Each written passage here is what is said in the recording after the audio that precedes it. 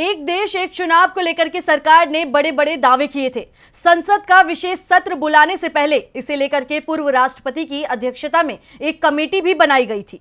दावा किया गया था कि सरकार कुछ बड़ा करने वाली है, लेकिन अब लॉ कमीशन ने सरकार के दावे की पोल खोल दी है। तो क्या है पूरी खबर, देखते हैं इस रिपोर्ट। 2024 के लोकसभा चुनाव नजदीक है। 6 महीने के अंदर चुनावों का ऐलान हो जाएगा, लेकिन चुनावों से पहले सरकार की ओर से एक देश एक चुनाव का शिफुगा छोड़ा गया था।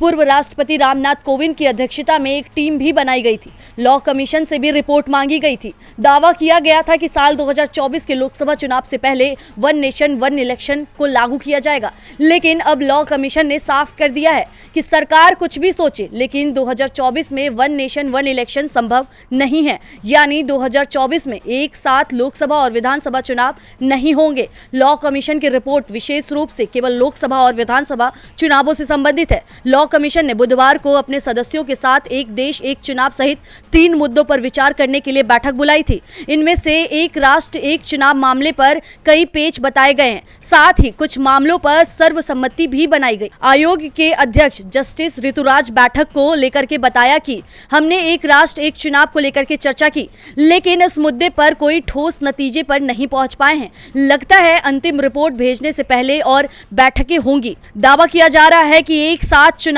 के लिए संसद को संविधान और जन प्रतिनिधित्व कानून में कोई संशोधन करने की जरूरत है।